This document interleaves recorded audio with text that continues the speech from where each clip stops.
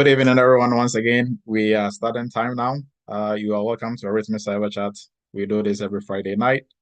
And like I always say, you could have been anywhere else on Friday night, but you chose to be here to share in the knowledge and also to interact with the whole entire family. So we appreciate it.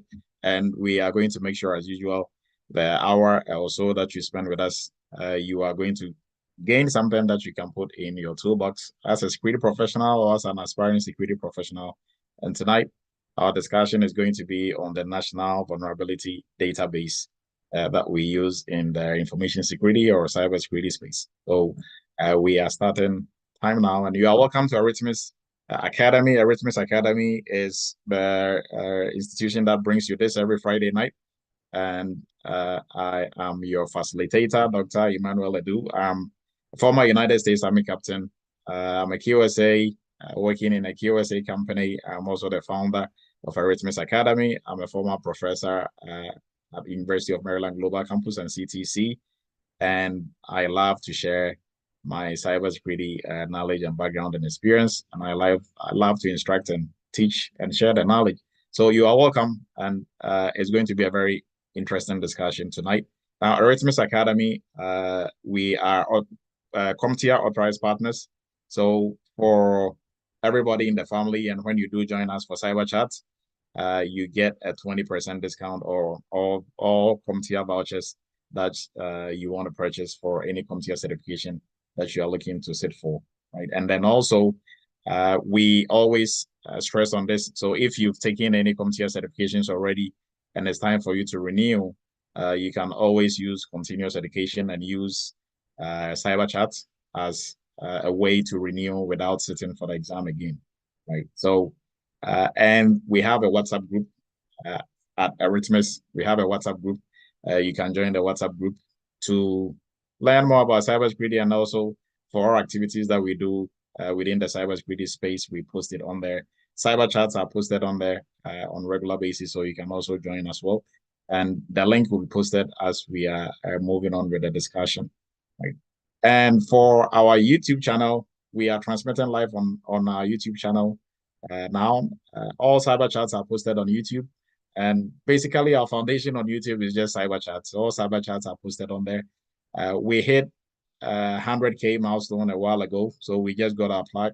Now we are at 388. You know, I wish we were 803. So 388. Our agenda for this year is to hit 1 million by the end of the year. They're about around October-ish. So agenda 1 million. We encourage everybody on here to help support. Spread the word. There is a lot of good information that you are going to get on there if you want to, work in the cyberspace or learn more about cybersecurity careers, and different topics within the cyberspace. So you are all welcome to help us reach our goal. And I know some cyber chats in the future to come. We will be here celebrating the 1 million milestone that we've hit. So with that, we are going to move into our discussion topics for tonight. So tonight we will be looking at some cyber news.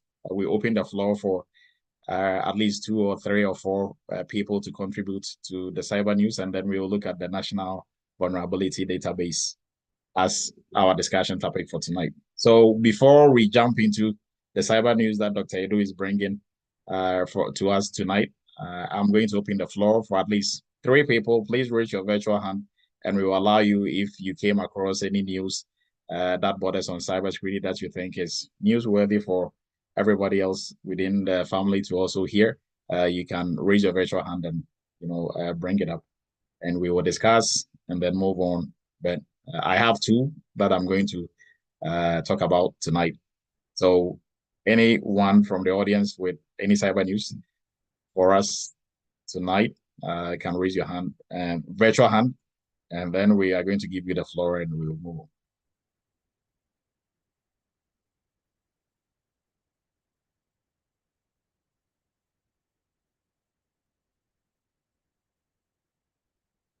Yeah, there was a couple. Oh, Jamal, please go ahead. Hey, Dr. Adu. I don't know how it would happen, but I'm looking forward to hearing about what happened with CISA. They broke into our government And I'm befuddled about how that happened. I mean, was it a 0-day attack, or where was the weakness at? So for that, there is really not much information at this time. We know they were able to kind of break into, but there is more details to follow. So I digged into that, but they are really tight about it. Probably maybe next week they're going to give more information, or if somebody knows some more information about the type of attack and how they were able to breach them, you can also bring it up. Right. Go ahead, Mike.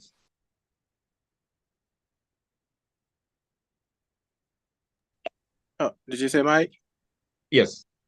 Oh, okay. So a few days ago I ran into this publication talking about the NSA guidelines to zero trust. And basically the zero trust is talking about looking at everything that is within our organization as ours and everything outside as theirs. And under normal circumstances, we should trust everything that is ours and then look at the other side with a different eye. But zero trust is kind of telling us that we should not trust anything. We should verify every credential from any device or user that is trying to access our network. And then in the same vein, this morning I heard something about a clothing chain.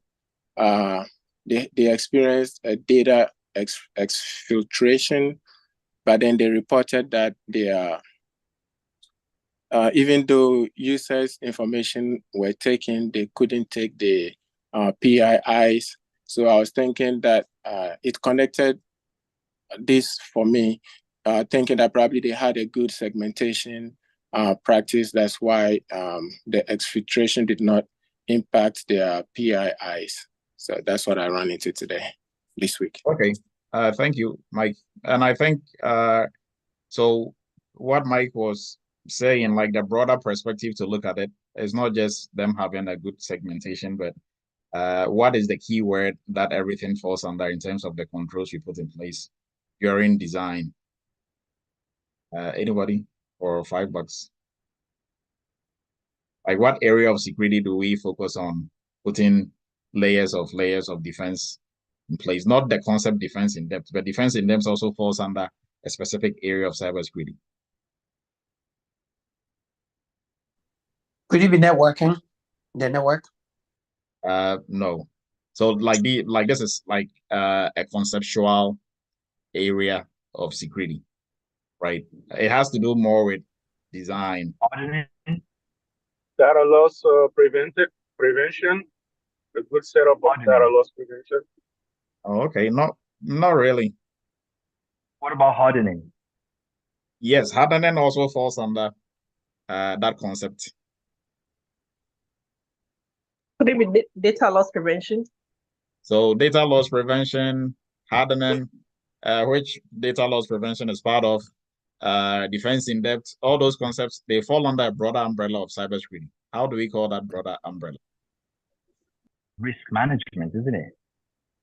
Well, everything falls under risk management. So, but this Isn't it response? People, processes, and technology. Say that again, please. People, processes, and technology. Yes, it covers people, processes, and technology too, but there's a specific name that I'm looking for, or word. The application layer? No. Secure data handling? Okay, so let me give maybe more clues. Yeah, more clues. You know, in security, we have areas like risk management, identity and access management, cryptography. One of those areas is Steganography? No, steganography falls under Incident response. now incident Control. response. No. Risk control. We've even done cyber chat on this one before as a full-blown topic. DLP? No, I wouldn't go with DLP. Cybersecurity architecture. It falls under the architecture. Yeah, cybersecurity architecture. That's right. That's right. So architecture and design that is where we plan everything that we are going to do for security within our organization. So the hardening that we are going to do, that includes, the DLPs, everything that everybody's talking about, they all fall under the broad umbrella of cybersecurity architecture, right? So the different layers we are going to put in place. So from what Mike was saying, if you have a very good, architectural setup, it means you've really hardened your system. So attackers might be able to get on your network, but they wouldn't be able to do much. So great input from Mike. Thanks. Now we are going to move on to the cyber news that we have tonight. So this is Congress.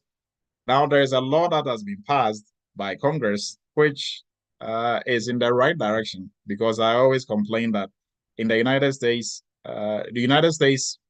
you might think with everything that we are putting in place for security, we will have a data privacy law, like a general data privacy law for the whole entire country on the federal level, but we don't, right? Some states has it, like California, and now New York has one, Virginia also has one, but California started with CCPA, and everybody else is following suit. But as a nation, we don't have a data privacy law or a data privacy, something on those lines, right? But in Europe, they have GDPR and the rest, right? But this week, Congress passed a bill that is, maybe we are taking baby steps, but we are eventually going to get there. Now, this bill kind of overshadowed by TikTok and all that is going on around TikTok. So we really didn't hear much about. That is why I decided to bring this up for all of us to take a look at. So this bill, the goal, this is a data privacy bill. And the bill seeks to prevent, and still, is like I keep saying, is baby steps. The bill seeks to prevent third parties who buy and sell our information, so our personal information. Did you know that TikTok, WhatsApp, Facebook, they sell our information, right? Aside the ads that they get money from, they sell our information to also get money, right?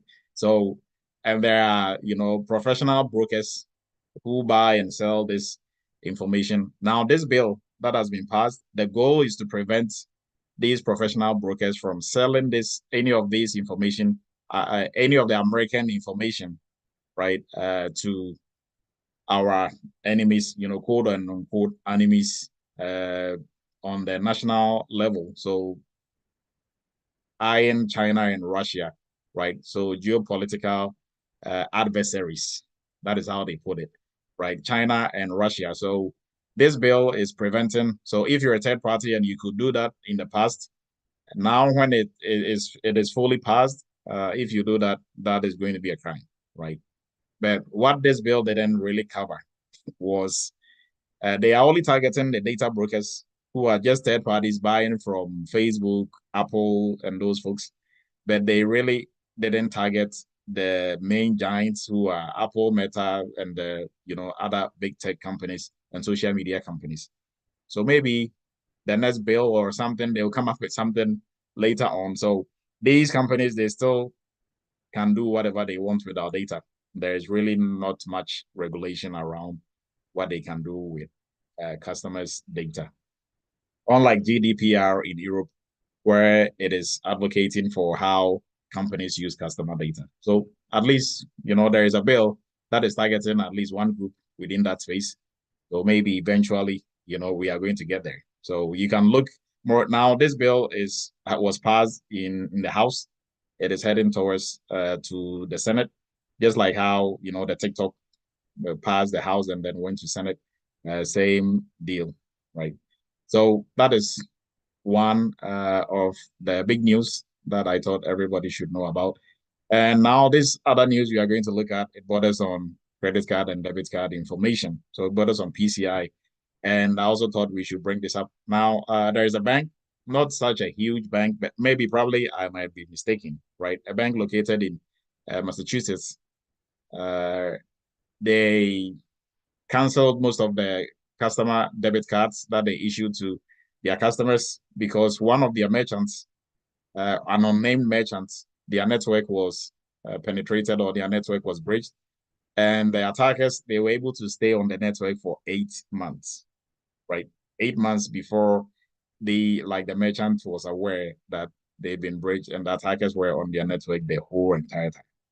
And so because of that, the bank, is assuming or they believe debit card, credit card information from their customers might probably might be breached or might have been compromised. That is the right word. And they got this information from MasterCard. So because of that, they canceled most of the cards and probably going to be issuing new ones to their customers, which is a big headache for the company. Now, this borders on what? It's not the company that was breached, not the bank itself, but is one of the merchants that they deal with or that they work with. Right. So what is the connection? What should this bank do? Now, moving forward, what are some of the things they can put in place to make sure, things like this wouldn't experience, issues like this?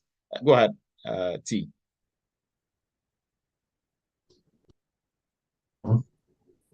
Okay, there we are on the mute. Yes, Daniel, please go ahead. Yeah, they would need to implement best practices using PCI DSS. Since it's the credit card issue, maybe look at using data loss prevention technology. Those two for starters, and I'm sure there's plenty more, but those two come to mind. Okay, now for the bank, right?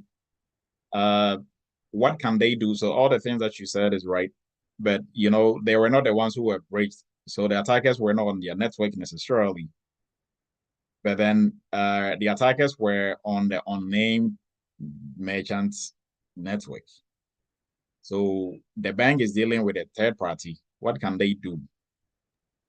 So the third party's way of monitoring documentation has to be audited frequently to avoid such things happening. They should make sure that they have the proper way of handling and protecting data. Okay. The bank should ensure that that's the risk assessment they should have done first to make sure how they handle data. Okay. Nabichi, please go ahead. I was going to say that the first thing that they missed usually during onboarding was like a thorough inspection of their data handling practices, and then also making sure that they had controls that were aligned with the kind of data they were supposed to handle for the company that got breached. A multitude of other things that I could add based on third-party risk management, but I'll say those mainly their risk posture, or their InfoSec policies around data handling, and then just maybe they missed some stuff during due diligence and onboarding. Okay, great point. Jamal, please go ahead. Yeah, I'm kind of piggybacking on what he said. It should have been third party. They should have had the QSA done, and that should have been approved. Everything should have been gone through from the last document and from the last, in the last test from QSA. So someone dropped the ball somewhere in there. Okay, go ahead, Prince. So, Dr. Edu, your question was, what should the bank do now that their third party has been breached? Is that correct?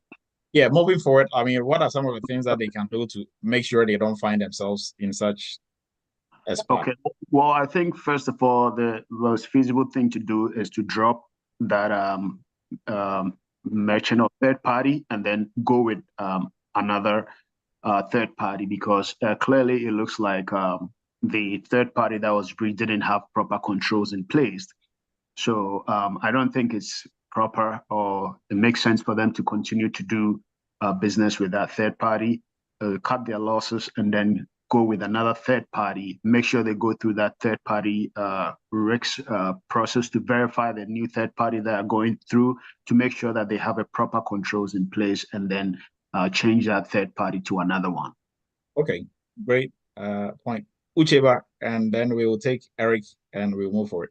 Go ahead, Ucheba. Yeah, with me, I think the person that is doing the continuous assessment and monitoring, their controls, they have to do that frequently, because with that, they'll be able to know if there's a breach or any vulnerabilities in their dealings. Okay, thank you. Ucheba, please go ahead. Okay, well, I think what they can do is to provide a secured online platform with strong authentication measures, and make sure that the customers are safe using practices and common scale. And they use inscriptions and tokenize it to protect card holder data. Okay, thank you. So everything that everybody said was good. Joe, go ahead and we will move forward. Yeah, from the background information you gave, it looks like they don't have third-party, as a risk management system at all in place. So I think that would be the main issue dealing with the next third-party, services. They have to make sure they are implemented. Okay, so from what we gathered from the news, we are not we don't know for sure the status of the third-party risk management program for Yield Bank, but I'm assuming they will have something like that in place. Mostly when you are dealing with other companies aside yourself, the only way that you'll be able to ensure, at least to ensure that they are doing everything right in terms of security and they don't get breached, and then which is eventually going to affect you, is to make sure they have, for you as a company, you have a very good third-party risk management program in place, right? So whoever is your third party or whoever are your third party folks, they are taking everything that they are doing very seriously. They are paying attention to detail, right? Mostly for our cybersecurity internship, the GRC internship that we do projects on third party. And I tell everybody in the third party space, there are different tools that help and enhances what we do, but you are the most important tool, right? There is no tool in third party that can work better than what you can do, because you have to pay attention to detail, the documents you are examining, the different reports, compliance reports that they have, their policies, like somebody mentioned, right? Their policies and everything, you have to pay specific attention. The service level agreements, pay close attention. I think we had Noah, one of our third-party experts, when we interviewed him and he was talking about he doesn't use any tool at work, and he's a third-party person for his company, right? But what he does is, scrutinizing documentation upon documentation, and if you don't pay attention, you are not going to catch a lot of stuff, right? And companies who, if their paperwork is all jacked up, what else is jacked up? So don't really know what happened for this breach to occur, but I think what we can do to protect ourselves as companies is to make sure we have a very robust third-party risk management program. So at least we know for a fact that we've done our due diligence, we've gone above and beyond to make sure that whoever that we are working with, they are taking security very seriously. Jamal, please go ahead and we'll move on. Okay, Dr. Du, it said they were on the network for 8 months. So we're supposed to be doing scans quarterly. Some of the scans, the ASVs. So they weren't doing the scans, it looks like. Yeah, so for that, I mean, we can, look at it from different perspectives. Now, for some hackers, they are very sophisticated, they are very good. There is a way to do that. We call it persistence. You get onto a network and you just stay there, right? And there's a way to clean your tracks whilst you are on there. So they don't, when we say they stay there for 8 months, it's not like they were on the network 24/7, but they had a way, they had kind of a backdoor whereby they could easily come on and then leave, right? So it's like I break into your house, unknowingly to you, I've created a door, right? Maybe somewhere behind your house that you are not aware of. Everything in your house seems okay. When I come in, I don't mess stuff up. So you don't see that I'm coming in and out, and I'm living in your house with you for the past 8 months, right? That is how this is. So there's no scanning program or software that can detect backdoor You'll entries be like able that? to. Yeah, if they are paying specific like they are paying particular attention, they will be able to catch at least find some traces, right? So it's not like it's not like there's nothing they can do to discover this. There is a lot that they can do to discover this actually. But if you are doing business as usual, just nothing is really happening, so we are just there chilling, then somebody can stay on your network for a very long time. You wouldn't okay. even. Well, we need So to you know have about to those be. tools. Yep. So that is if we get complacent in our companies, that is what happens. Like that is what is going to happen. Then the attackers can get on there and just stay there. Eric, please go ahead.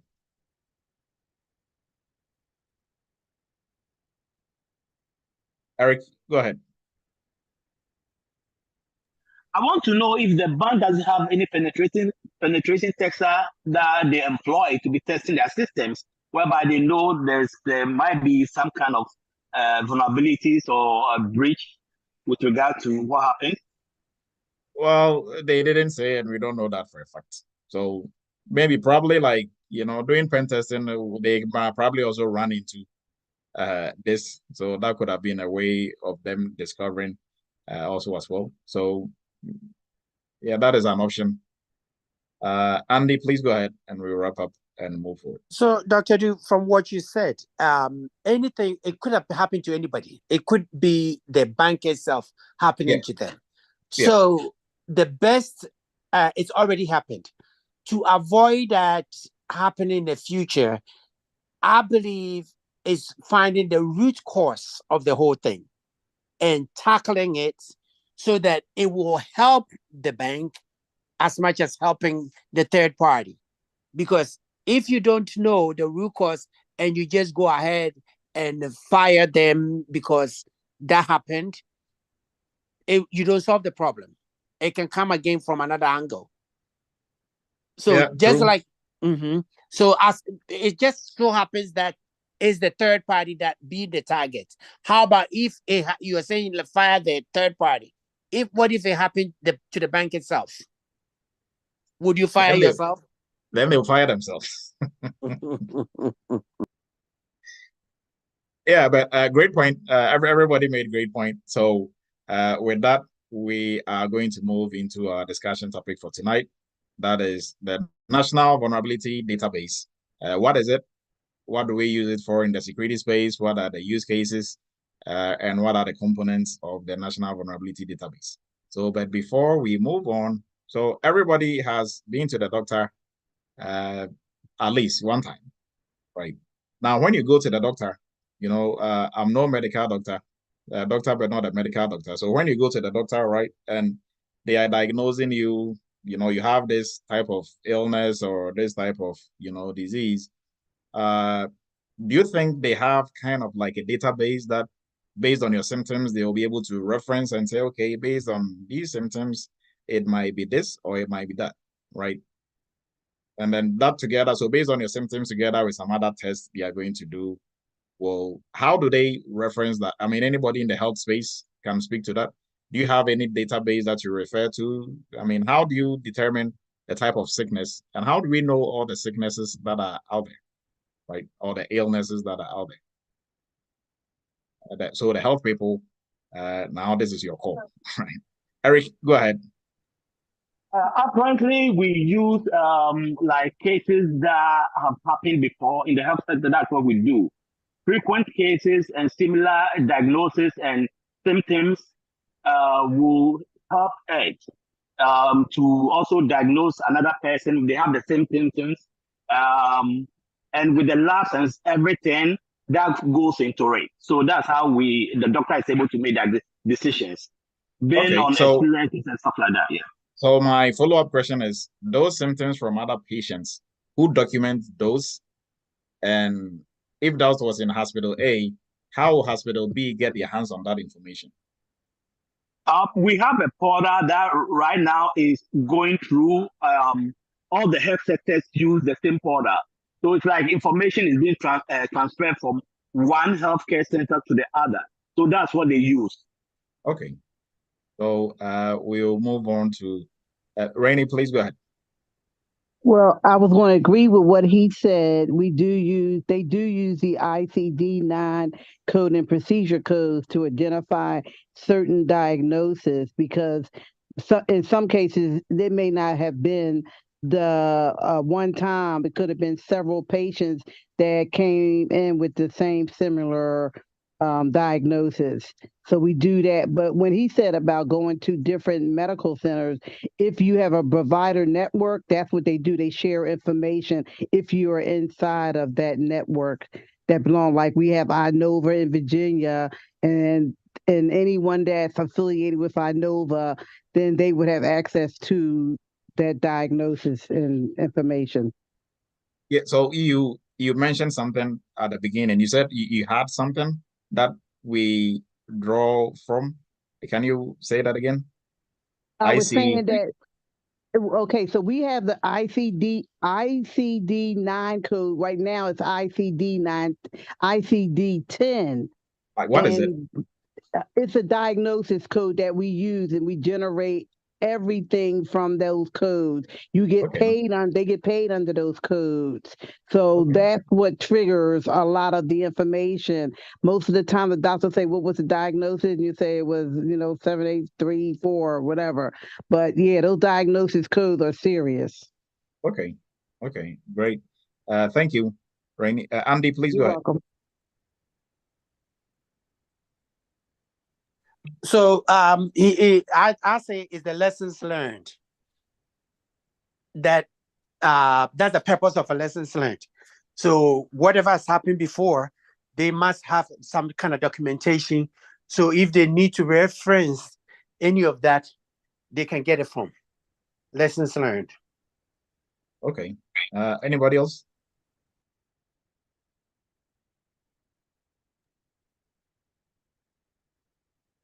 Nobody else in the health side, or who has any inside scoop on, the types of, how do we have like a catalog of all these illnesses in the world that doctors and hospitals can easily reference from, and okay, so this is that, or that refers to that, kind of do that their diagnosis and stuff. Anybody else before we move on? Dr. Do, this is Osai here. I mean, that my 2 cents piggyback on what others have said. I think every it might be the same disease and whatever, but they still have to conduct a test, maybe MRI, lab test, or whatever, to see and to proper diagnose what is happening to you. So every patient, no two individuals are the same, even not identical twins. So it might be this for this person, though it might be cancer, but it might be happening here. It might be different cancer. It might be different cancer. So different tests can also help. Okay. Glenda, please go ahead. Okay, so to piggyback on everything that was said, I am a medical coder. I have worked at hospital for 15 years. Great. So like they were saying that you go to different hospitals or doctor's office and the information is covered across the board. So if you go to another state or whatever, they can pull up your chart and see all of that. And like the young lady was saying, the codes now, it used to be ICD-9, but now it is ICD-10 because WHO, the World Health Organization, changed those codes. I think it was probably back in 2014 when they changed the codes to ICD-10. So, like everyone was saying, when the information is shared, if someone breaches that information at a hospital or a doctor's office, they do leak the patient's information out there, which they shouldn't do because it's under HIPAA. You took the oath under HIPAA not to put people information out there to be shared with just anybody because it's your information. So, and when there's a breach like that, that protocol have to be in place to secure it, to follow all the protocols to cybersecurity or charts or whatever it may be that they're using, so people information is not vulnerable and out there. Okay, thank you, Glenda. So, well said. Everybody made a great point. Now, I was just wondering, right? And what has this got to do with the National Vulnerability Database? Sick people in the hospital, and so let's move on to our next slide. So, you know, our medical folks, they mentioned ICD, right? ICD code. Now they said they have code 10 from 9 to 10. Now, the World Health Organization, right? They've been around for a long time.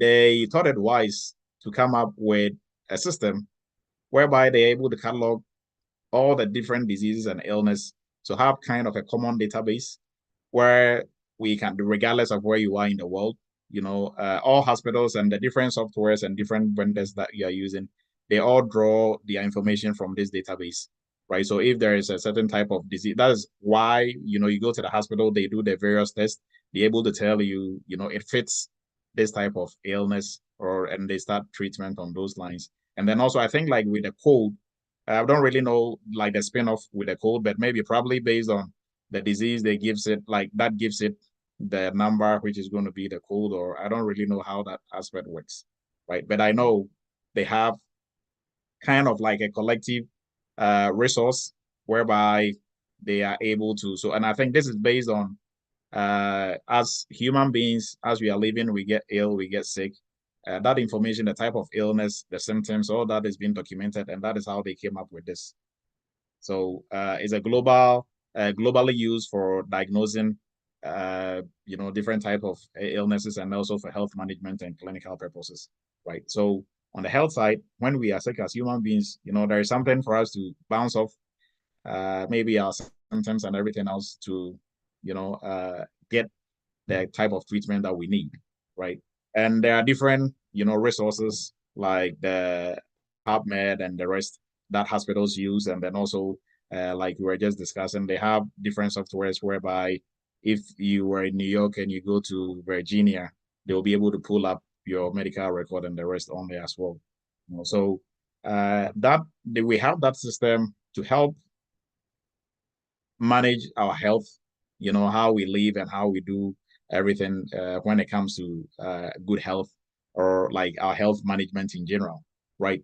Now, when it comes to our computers, when your computer gets sick or your network gets sick, how do we know the type of disease or illness that is plaguing your computer or your network, right? Do we also have some database that we can easily, you know, look at the symptoms and reference and say maybe it's this type of disease that your computer is suffering, or is that type of, you know, I know most of us or in the general space, like when your computer is acting up, you're only going to say, I think maybe probably it's been infected by a virus, right? But a virus is only a type of malware. It can be a virus or it can be other forms of malware. It can be ransomware attack, like a ransomware or other forms of malware, but the general public just calls everything malware virus. Right? So if it's a virus, what type of virus?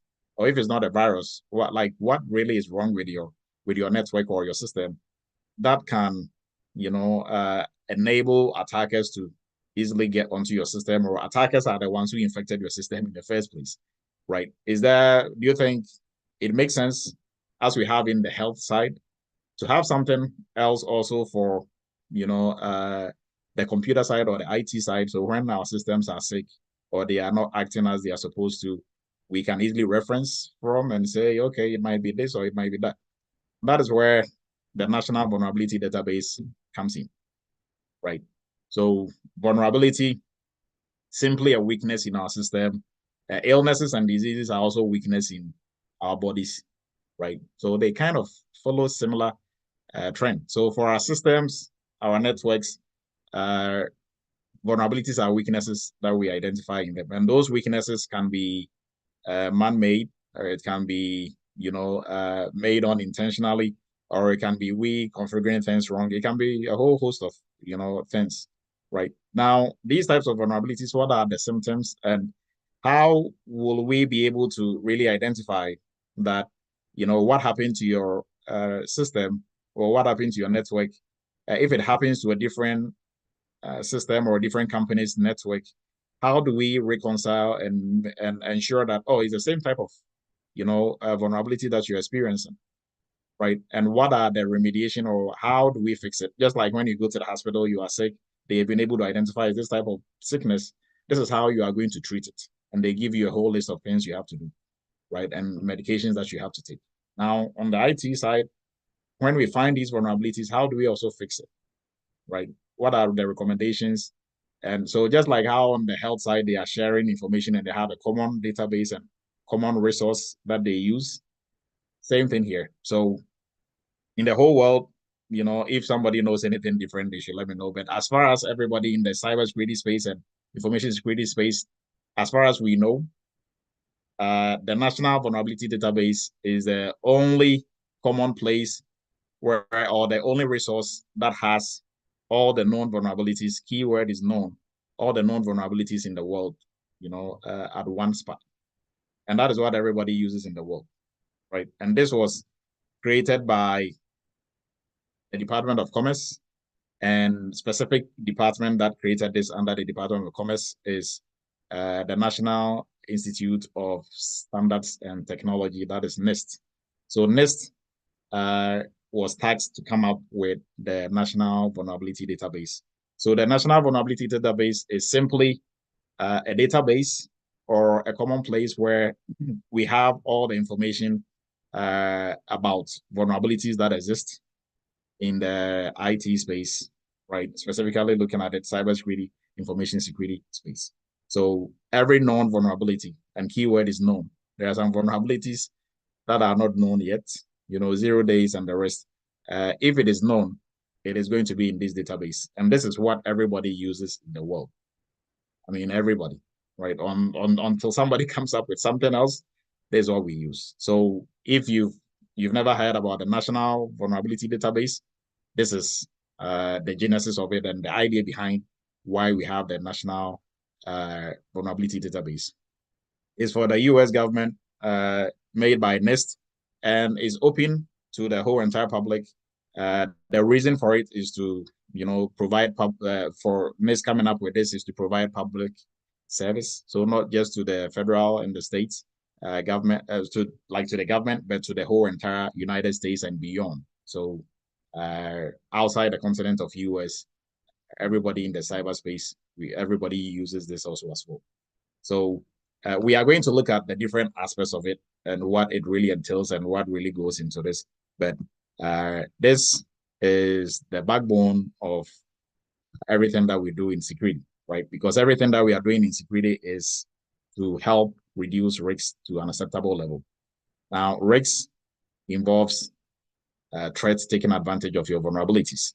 So if we can manage our vulnerabilities, we don't know the type of vulnerabilities that are out there, then we will really run into a problem of managing risks, right? So that is why I'm saying this plays a very key and vital role in everything that we do in the security space. Now, NIST also came up with SCAP, and SCAP is Security Content Automation Protocol, and that is the NVD is based on SCAP, right? SCAP is a tool, we can call it a tool that helps us to be able to really name and structure vulnerabilities. We are going to look a little bit more into SCAP. So this is also some, if you are not familiar with SCAP, you are also getting to know it here tonight. So for our National Vulnerability Database, what we get out of it is a database of security checklist references, security-related software flaws, and some hardware flaws also as well, product name and impact metrics. And we are going to look at all these as we are moving along, right? So SCAP is also a product of NIST, and simply it is used for standardizing and formatting, and also coming up with names or nomenclature for software flaws and security configuration flaws, and how it is being communicated to software and then also to humans.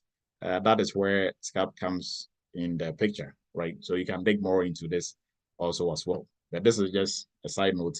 Now, obviously, the National Vulnerability Database is the cornerstone of everything that we do globally in the security ecospace. And information that it provides, it helps us on, tactical planning, day-to-day operations, and then also policy development within organizations when it comes to cybersecurity defense. So the role of the National Vulnerability Database in cybersecurity, we kind of touch on it, is the backbone, is all of that.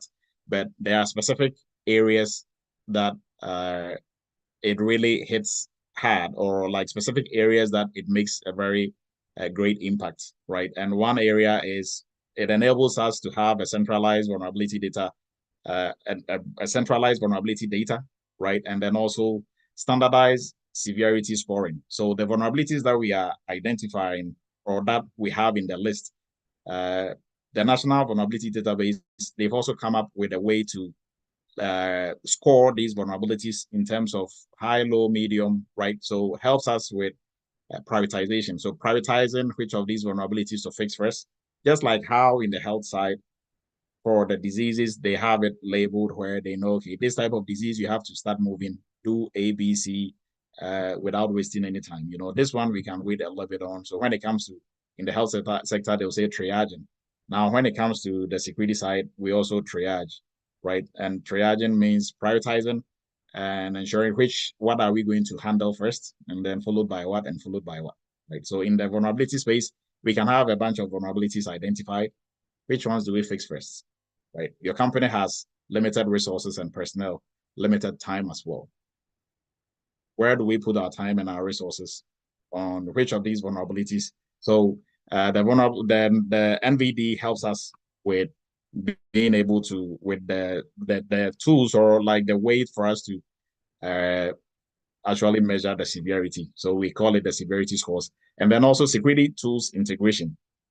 Now, most of the tools that we use in the cyberspace, they feed off the National Vulnerability Database. And then we have vulnerability management, compliance and reporting, research and development, right? So we are going to look at these individually, but before we do, if you are looking to get into our cybersecurity entry-level course, that is for anybody who wants to start off, in the security space from scratch, whether you have some IT background or not, this is the right path for you. No coding, no prior background needed, no degree needed. You are going to go through the training. We take you from the knowledge piece, build you onto the skills portion, get to work with some of the popular tools in the cyberspace, and then you jump into our GRC internship, which is the follow up on the cybersecurity entry-level course. And then we also do job placement assistance, where we help you prep you for job interviews and help you land a job. And then we also give you one-on-one coaching as well. And then for our PCI, this is for folks who are already in the cybersecurity space or IT space. If you want to specialize in the most lucrative area of cybersecurity, then PCI is the way to go, right? So if you are looking to jump into the PCI space, our next cohort, we were supposed to start ending of this month, but we are going to start on the 4th of April. So kindly visit our website, Eretmis Academy, and you'll be able to get on there as well. Now, with our GRC, we started our new GRC internship, the cybersecurity GRC internship. The next cohort is going to be on 18th May. So if you're not able to join the one that just started, kindly make it a point to jump onto this one. This is where your real-world cybersecurity experience starts from. You are going to be working on 10 major projects for 2 of our sister companies in real time, right? So you're going to have that experience, and you are also going to be in a team, and you are going to work in teams. So you get that soft skills experience in the cyberspace also as well. And our YouTube and our WhatsApp, kindly, join our WhatsApp channel for any updates on any of the programs that we are running, and then also on Cyber Chat and all our cybersecurity happenings. And then for YouTube, agenda 1 million by October 2024 is what we are pushing for. We are currently at 388K on YouTube. So your support is needed. Spread the word. Visit the site. We have a lot of good info on there, and we are growing not simply because we just want to grow, but the information that we have on there, all the cyber chats, like what we are doing right now, we post it on there, which is very helpful. And this is like all that is free information that we are giving to the community. So let's jump back into some of the use cases of the National Vulnerability Database in cybersecurity, right? So we looked at centralized vulnerability data. So it helps us to have a centralized database whereby we can always refer from and then get more information about vulnerabilities that we might encounter. And this helps us in our planning process in everything that we do in security, right? Just like how on the health side that we started with, similar is what we have here. So centralized vulnerability data, we all pull from the same, and everybody in the world, everybody who is in the security space. Now, when it comes to the standardized security severity score, right? NIST has also come up with, or they came up with the severity score, whereby they give us like a scoring number for all vulnerabilities, all known vulnerabilities, right? So we call this severity scoring system the Common Vulnerability Scoring System, is CVSS. So if you see CVSS anywhere, your mind should first go to vulnerabilities, and two, you should look at the score, and then also they give you the quantitative score and the qualitative score, right? So it's going to be a 10 for quantitative, and the qualitative is going to be critical, right? So they have that high, low, critical, medium, and then they also have like the numbers on there to help you really differentiate between like what is what. Now, for the Common Vulnerability Scoring System, currently they have two systems going on. They had one, which was the 2.0. Now they have 3.0, right? And they are both going side by side. And I think eventually they're going to do away with 2.0 and just stick with 3.0. Just like how with ICD, they have a newer version now, so similar is what they are doing here. Now, this score helps organizations to really assess the potential impact of vulnerabilities that they identified, and also help with the prioritization aspect of it when it comes to triaging, right? So that way they can plan accordingly and respond accordingly also as well. Now, this is an example of a vulnerability scan with Nexus. Now, what I was talking about, if you do a vulnerability scan, right, the name of the vulnerability is going to appear here. On the left side, you are going to see the scoring system. So the CVB score, the CVSS score is 10. This is the quantitative. Now, the qualitative score is critical, right? So 10 equal to critical. Now, 9.8 is also critical. 7.5 is high. Now, this scoring system, like I just mentioned, we have two now. We have 2.0 and 3.0. We are going to look at the difference between the two here shortly. So this is just a screenshot from a scan that was done, a vulnerability scan that was conducted with Nexus Essentials, right? This is just to show you how it looks. Now, Nexus is a vulnerability scanning tool. Where did they get this information? Because this information is from the National Vulnerability Database. So where did they get this information? They don't generate this on their own. They get this information from the National Vulnerability Database. And that we are going to lead into our next topic, that is security tool integration. So tools like vulnerability scanning tools like Nexus, the example that we looked at, when they do the vulnerability scan, if there was no National Vulnerability Database, they had to find their own way of presenting the vulnerabilities to the end users, whoever did the scan. So without the National Vulnerability Database, I think we were going to run into issues, because Nexus will rate the vulnerabilities in one way, Qualys will rate it in a different way, another tool will rate it in a different way, and we wouldn't really be able to, pinpoint exactly the priority level of this type of vulnerability. And also, if we had the same vulnerability, different vulnerability scanning tools were going to label it differently, right? Just like in the health side, if we World Health, there was no World Health Organization that was labeling all these type of diseases and and naming it. A disease in the United States will be named, differently than a disease somewhere else. Right now, I get it. The language is not the same, but we will know it is the same type of disease, even if they translate it into 40 people got killed today. Even if they translate it into, please make sure you unmute yourself. Even if they translate it into their native language, right? So the security integration for softwares, vulnerability softwares and SIM tools and the rest, they all integrate with the National Vulnerability Database. And that is how they are able to, give you the vulnerability scores and all that. And you don't have to do all that legwork of going to research through the National Vulnerability Database to identify the vulnerabilities that you discovered, right? So this allows for, good automation, and then also easy dissemination of information. And then also, if there is any new vulnerabilities that have been discovered, they are updated in real time in all these vulnerability scanning tools that we have out there. So one use case is tool integration. Now, vulnerability management, right? Obviously, with what we've looked at, everything that we get in terms of prioritizing our vulnerabilities that we find, looking at the scoring, they all contribute when it comes to the management of vulnerabilities, right? So the national database helps us with, researching, looking at remediation strategies, and learning more about the vulnerabilities themselves, right? So that way we'll be able to plan accordingly, and probably whatever we're doing wrong, we are going to correct that and do away with that type of vulnerability. So vulnerability management, and then also we are going to look at compliance and reporting.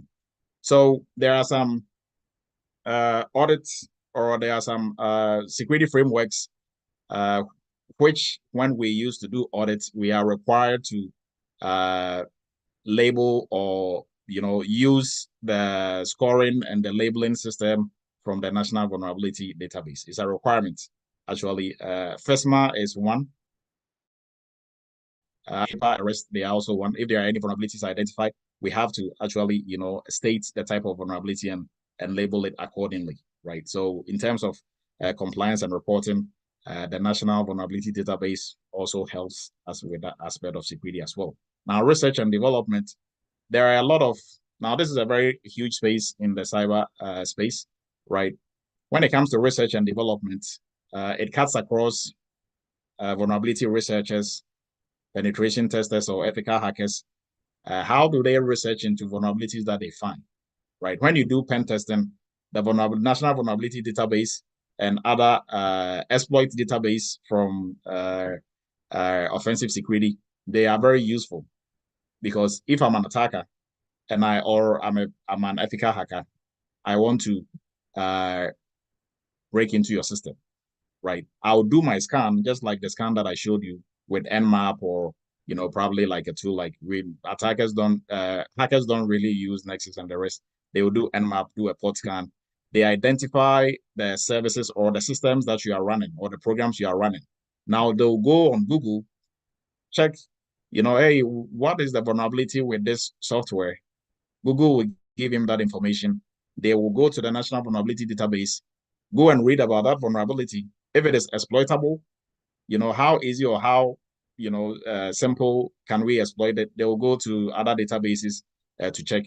And what they are doing research, because eventually, if they're able to break your network, they are going to give you all that information and how they were able to, what vulnerability they identified and the type and all that, right? Also, for us as security professionals in the company, when we discover any vulnerabilities, we will be able to learn more about it by researching on the National Vulnerability Database. And on the National Vulnerability Database, they don't just talk about the vulnerability. They also give you a list of things you can do to protect yourself, right? And then also, so I'll just end it there. They give you how to protect, a list of things that you can do to protect yourself.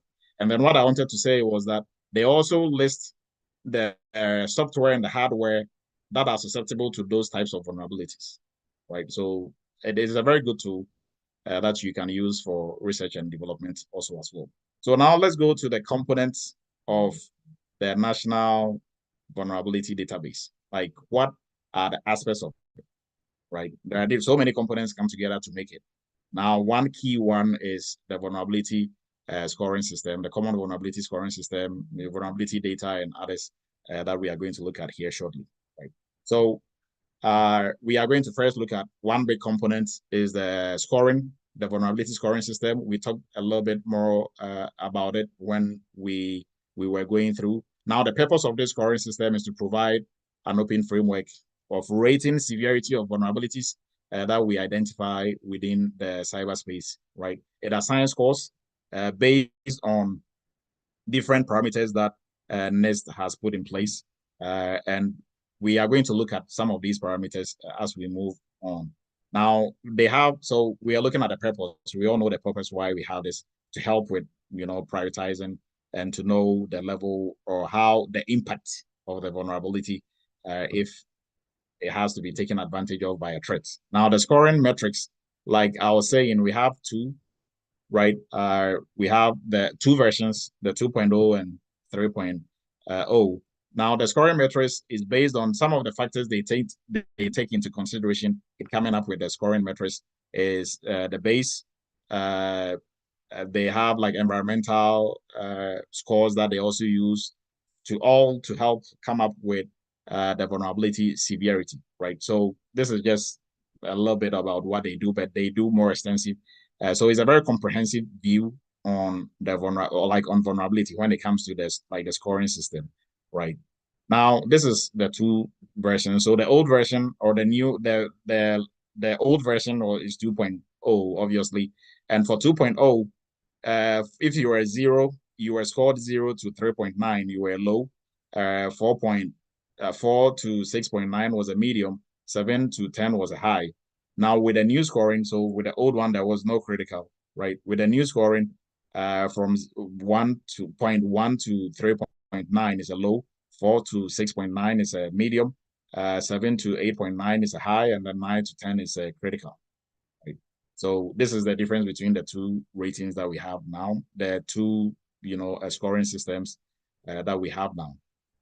Now, when it comes to another aspect of the National Vulnerability Database is the vulnerability data, right? So vulnerability entries and then search and filter. So when you go on there, you'll be able to find vulnerabilities using the unique ID, which is the CVE ID, or you can type in maybe some keywords that will be able to, you'll be able to pull up like the vulnerability, or with the search and filter, you can also narrow it down by the publication when it was published by. So when you go on there, you can narrow it down to vulnerabilities that were discovered in 2024, or vulnerabilities that were discovered in, depending on what you are doing on there, right?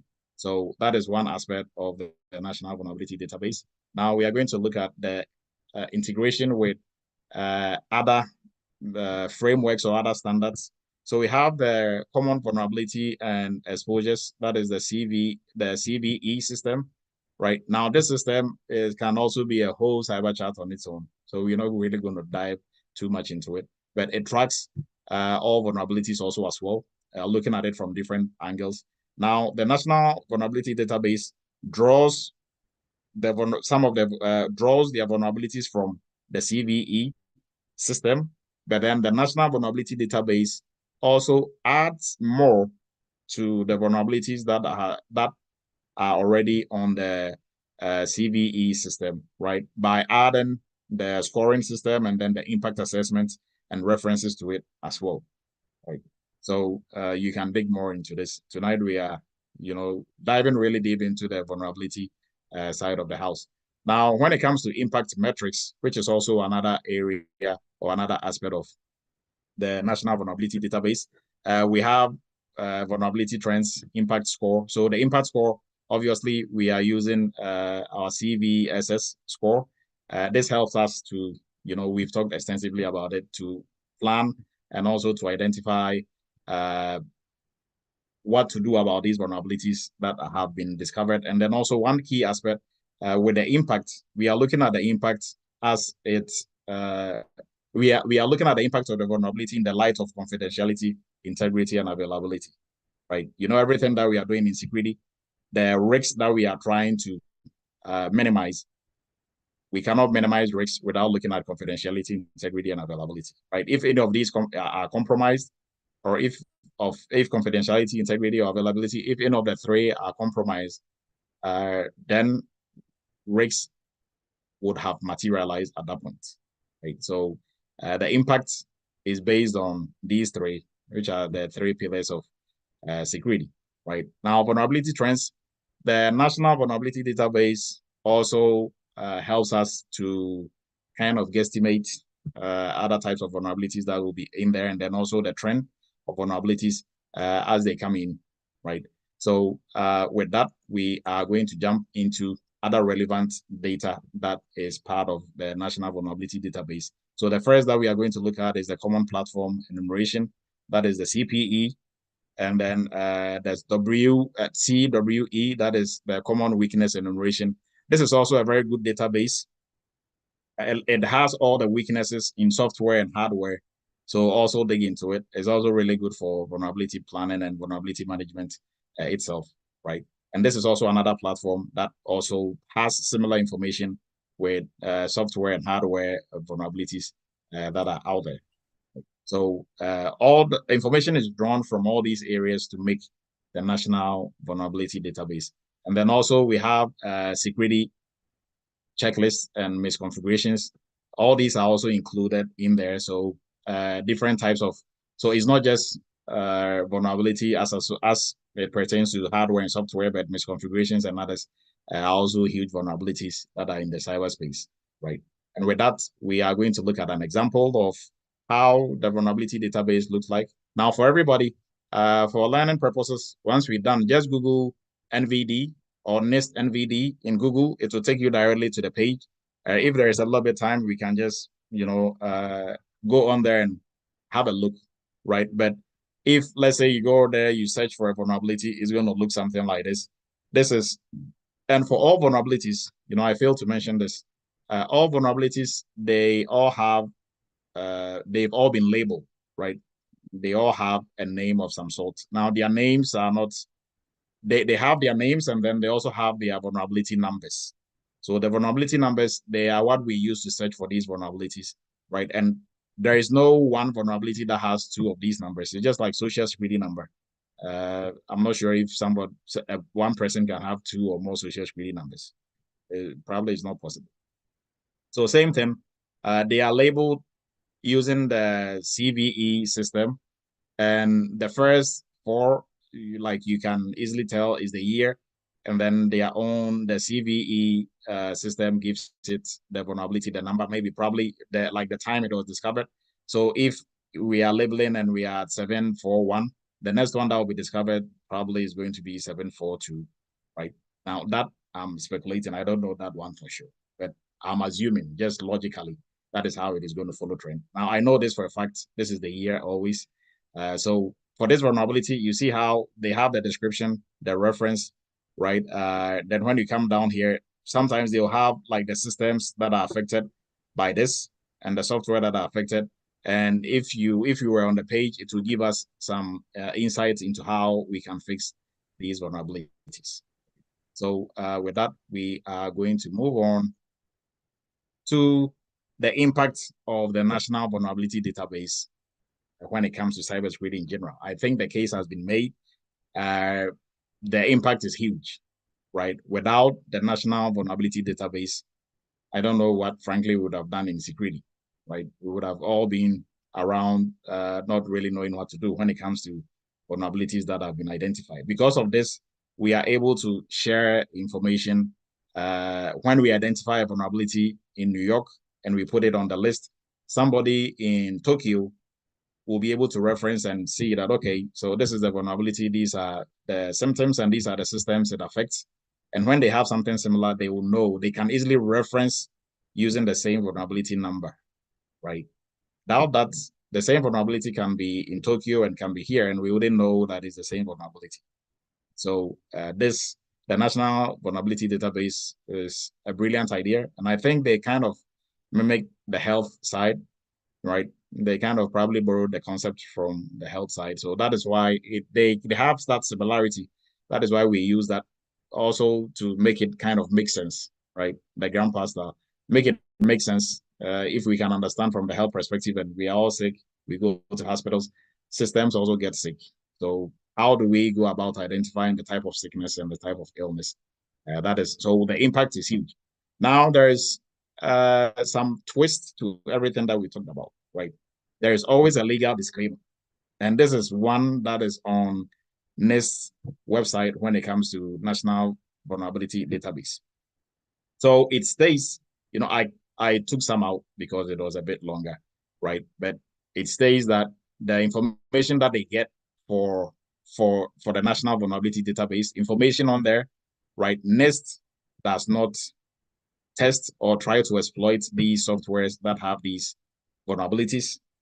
So in so doing, you know, people are funny sometimes. They might use information for free from NIST, and then they can turn around and try to sue them because, oh, this wasn't accurate or that wasn't accurate. So that is why they have this. So they are saying that if you are using the National Vulnerability Database, NIST makes no warranties or any kind of and express or implied or statutory, including without limitation. So this is kind of legal, some legal jargons, but all that they are saying is that if you are using the National Vulnerability Database, you're on your own. Okay. And this is all that we have in the cyberspace. So you cannot come back and say, you know, you use the information on there and you try to protect your systems and an attacker was still able to breach you, so you are taking them to court. So if you are using it for the correctness, the accuracy, reliability, and all that, you have to verify and you have to, you know, do everything on your own, right? So you're on your own. You cannot hold them responsible for anything that you use from the National Vulnerability Database. But then also just from industry experience and knowledge, this is the most accurate vulnerability database that we have. So, but just thought it was kind of ironic when I saw this type of disclaimer on there. Right? So with that, we are going to run up for tonight, and then we'll open the floor for questions. And if Michael is here, Michael can run through the different places that everybody is joining us from, right? But so our WhatsApp group, we are going to post the link here shortly. You can join, and then also our YouTube. Kindly, if you find this informative, this is helpful, you are always, you know, getting something from this cyber chat for your toolbox. Kindly, please, you know, subscribe. At least that is the least that you can do to support the Eretmis family, right? And then also join the WhatsApp group. Now, for our entry level, our new cohort is starting on the 28th. If you are looking to break into cybersecurity, this is the place to be. It gives you everything that you need. For our PCI, we talked about that also as well. Our new PCI is starting on the 4th of April. And then for our internship, we are starting our new cohort on 18th May. That is 2 months thereabout from today, right? So I appreciate everybody's time. Now, questions for the group, and we are going to wrap up for tonight. Go ahead, Ellen. I've got a question. Yes, go ahead. All right. So we've got all of these tools that are potentially connected to the database, right? Yes. And what they're doing is they're leveraging the information in there, and they're using that information to, should I say, modulate what they provide to consumers or to their customers. That's correct, right? Yes. Okay.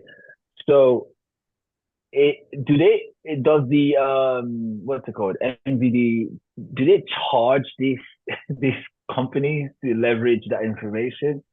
No. This is interesting. Okay. Yeah, so they are giving all that information for free.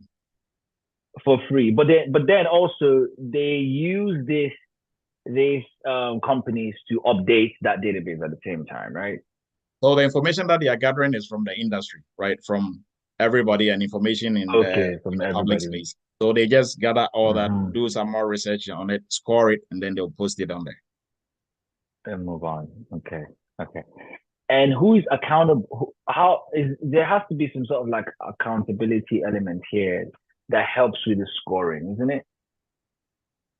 So in terms of the scoring, they have their own parameters that they use for the scoring, right?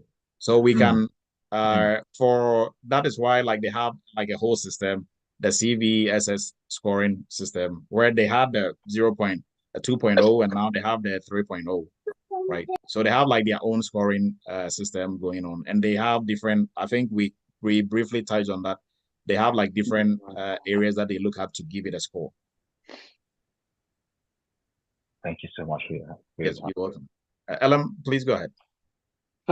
Yeah, Dr. Adu, just a quick question. The MITRE attack also, or the vulnerability there, is it part of NIST also? So they also get that from, so they kind of cross, trade information. So they will get some from NIST. NIST will also get some from them, right? NIST is open. So NIST itself doesn't really necessarily do their own research and discover vulnerabilities. They pick vulnerabilities from the public space in the IT and security space, right? And then they will, they will merge it with what they have, label it, give it like a scoring system, and then they will put it on there. So MITRE and ATT&CK, CWE, CVE, they get information from all of them as well. All right. Thank you. Yes. Amma, please go ahead. Thank you very much for the presentation. So my question is, how do they name a new vulnerability? Is it automatic, or how do they come by a new vulnerability name? For example, if one is detected without a name, like a new one is detected, how is it named? Okay, so for all these vulnerabilities, I can talk about the numbering system, right? The numbering system that they have is going to be the year it was discovered. So you have the CVE system is how they like what they use. So it's going to be CVE dash the year, right? 2024. And then depending on when it was discovered, so probably when 2024 starts, they start from 001 and then they keep labeling, right? So whenever that vulnerability comes in is the number is going to get, right? So, but for the name itself, let's say it's a type of like Trojan horse and this specific name. For those ones, I think it's based on how it was discovered, and they are not really big on like a name like we can say Amma or Kwame. They are more focused on the on the numbering. That is what they use for their naming system. Thank you. Yes, go ahead, Kwame. My question is that we mostly get these vulnerabilities from vendors that we work with, like maybe Windows 08 or Windows 7 is out of date and you have to do your patching and all that. And then the question that I want to ask is, as a cybersecurity professional, when you get these vulnerabilities, right? You make it known to your team, right? Expecting them to apply the patches. But at what point can you just say that, okay, I put this out there and they did it? Like, you getting confirmation that these patches were applied or they were updated. Sometimes you just take it and then that's it. So I just want to know if you have any insight as to what you, as a cybersecurity professional, what is required by your team after you put those updates out there. Okay, so great point, Kwame. So Kwame is asking if we identify a vulnerability, or maybe probably there's an update, and you are the cybersecurity analyst, information security assurance person, guy or girl, and you send a ticket to maybe IT folks to do their updates, or if there is a patch or we've discovered a vulnerability and it has to be fixed, how do you verify that they've done it, right? So if it was, let's say, for like a scan that was done to discover this type of vulnerability, once it's fixed, you do the same scan to make sure if it is an update, let's say Windows, if they update it, it's going to be updated on the whole entire, if it is for the whole entire enterprise, you are going to see an update. I mean, it is obvious. If it's on a specific server, you probably just have to check that specific server to, if an update is installed, you will know, right? So you can go through like the logs and see, updates that were done by when, right? So there are different, types of vulnerabilities. But when it comes to just like the software aspect, these are some of the ways that you can verify. So let me follow up again. So I'm asking these questions because at the point, say these vulnerabilities come on Windows aspect, right? You send it out there, then the person confirms they push the patch, fine.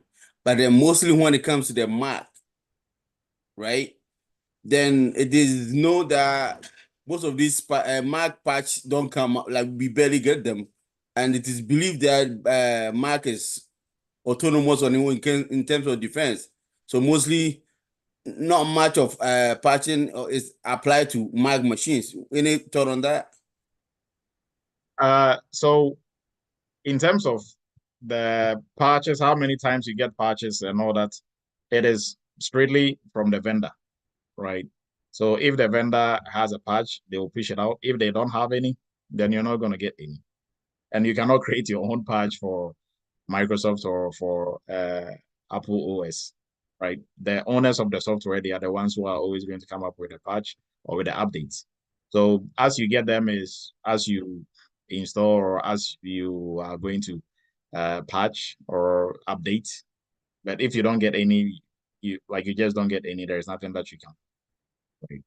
So I know for Windows is every now and then they have more updates than any of the Apple devices. So I think that is the trend. Yes, sir. Eric, please go ahead. Yeah, Dr. Edu, I have a question with regard to vulnerability. The first question is that when you find a vulnerability, what do you do first as an assessor? And the second question is that if you put patches in place, how do you know they're working? So if you put patches in place, you are not, I'll answer your last question first. You are not the maker or the owner of these patches, right? So the software owners, they are the ones who are going to come up with a patch if a vulnerability has been discovered. Now, they are the ones who are supposed to do the testing and make sure this patch actually works. For us, as the end users, we are just going to install the patches. That is the best we can do for security. Whether it works or not, it is really not up to us to decide, right? We just hope they knew what they were doing when they sent us those patches, right? Now, and also one thing that we can do is before you install a patch on your enterprise system or on your whole entire production line, we have to make sure we test the patch to make sure it's not going to cause any crazy thing on our network. Sometimes you can install a patch and your laptop becomes a Christmas tree, right? And this is like some real world experience, right? It'll start blinking and doing all sort of crazy stuff. And that is because just simply from the patch, right? There can be problems and issues with the patch also as well. So mostly organizations, they have to test the patch in a sandbox, on a virtual machine. And if it works fine, then they can move it to their main production line, right? But whether it works or not, we assume the software owners, they knew better. So they probably tested and they made sure it works before they pushed it out, right? So we cannot really determine that on our own. Now, when you discover vulnerabilities, first thing you do is you are going to prioritize your vulnerabilities, and then you come up with a remediation strategy, right? So if it is 4 or 5 vulnerabilities, which ones are you going to fix first based on criticality, medium, high, low, whatever the labeling will be. And then from there, you are going to come up with your remediation strategy and exactly what you're going to do. And 2, as a cybersecurity analyst, cybersecurity, or any role that you find yourself, sometimes you are not, or most of the times you are not going to be the one necessarily installing the patch or doing the remediation. So you find the control owners and you send it to them. Like Kwame was saying, you put in a ticket, hey, Eric, you are supposed to do this. We're supposed to install this, and Eric will go ahead and do it, right? And all you have to do is do a follow-up. Was it done? Yes, it was done, and then that's it. So, but it is up to you to prioritize and identify which ones we are going to fix first, and then, move from there. Come up with a remediation strategy and timelines, right? And we will move from there. So we'll move to, I think that was last one was Eric, right? And whilst we waiting, if there are no more, Shongo, please go ahead. Yes, Dr. Do, I just want to ask you a real quick common sense question. Do software developers know how to develop software without vulnerabilities? So there is no software in this world that has no vulnerabilities. The one that we are using now, Zoom, every software has a vulnerability. If we are using it fine and we don't have any issues, is because we've not discovered those vulnerabilities yet. Because every software, there's thousands, if not millions of code that was written to make it work. And as human beings writing, although we have automated systems to test, do dynamic and static, test and stress test and all that, still, there's a vulnerability in every software. It's just a matter of time for it to be discovered.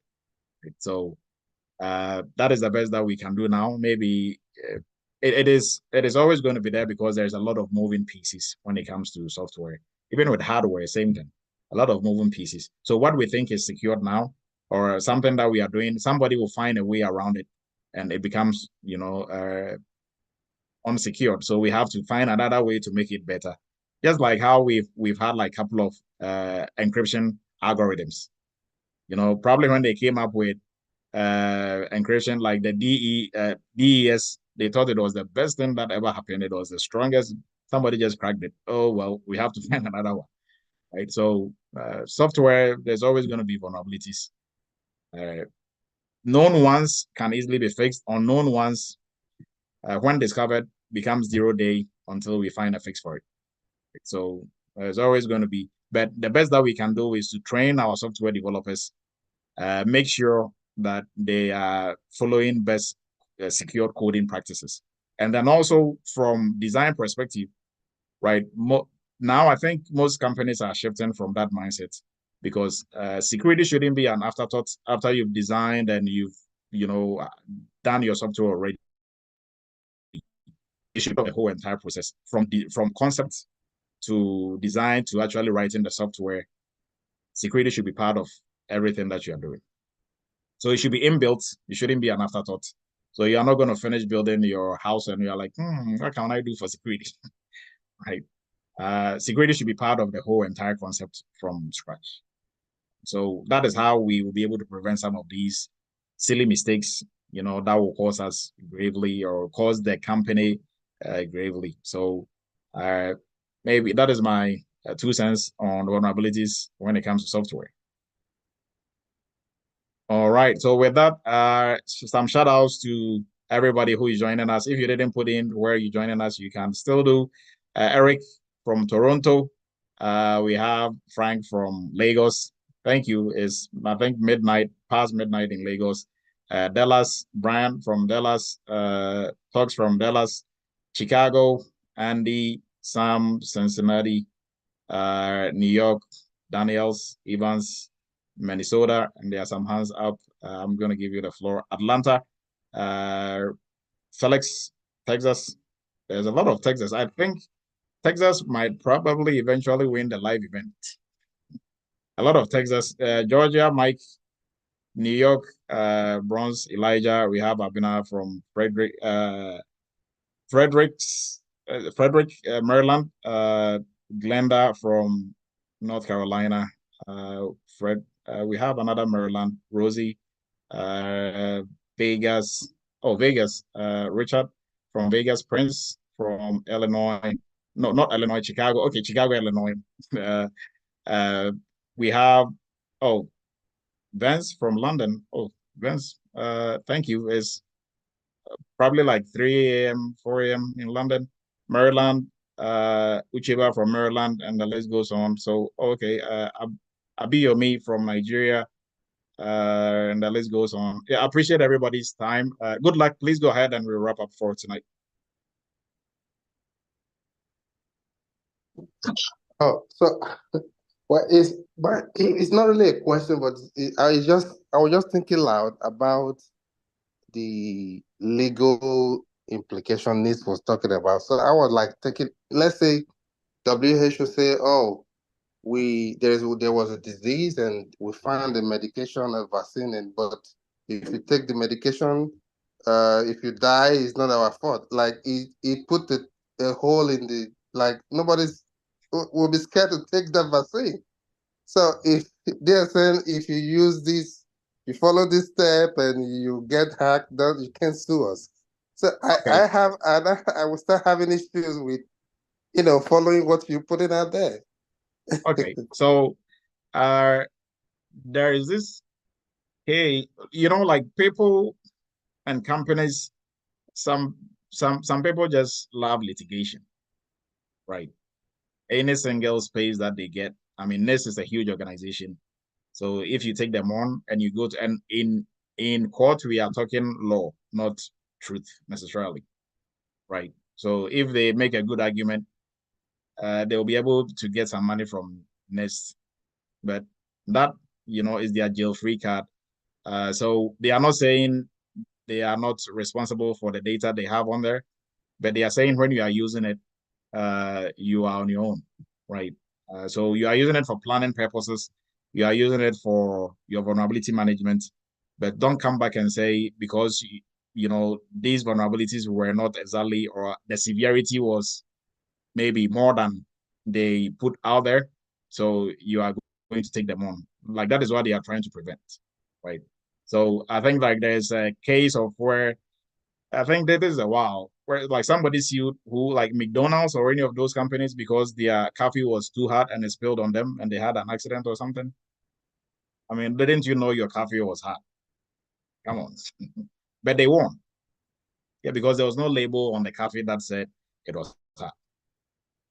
So that is why if you go to companies and they have these, disclaimers on there, they are just trying to save their behind when they have to go to court, right? So it doesn't mean the data they are putting on there is not accurate. Now, in the whole entire world, there is no data. So you have no option, but that is the only thing that you have, the only option that you have, right? So they are putting that on there just to let you know, hey, if you want to, get some money from NIST, you ain't getting nothing. Right. Go ahead, Kwame. Oh, I wanted, is it possible I could get 5 minutes of your time after this section? Yeah, we can talk. Okay. So can I call you or you going to give me a call? Okay, give me a call like 10 minutes after. Okay, thank you. Nibichi, please go ahead.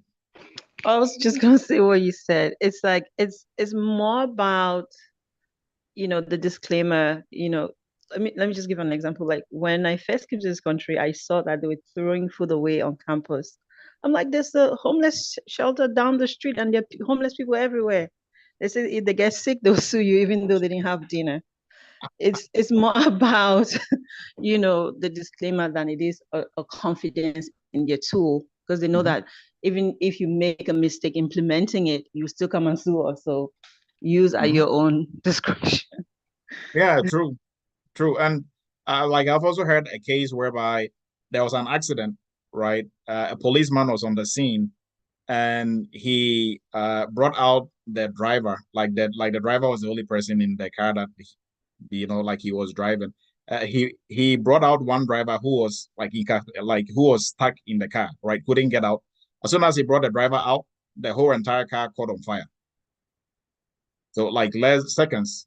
So this guy probably would have died in it. Later on, he sued the police department because of that he was paralyzed. Apparently, the policeman just dragged him out, and his neck had an issue, and he was paralyzed. So he sued them, and he won. Right.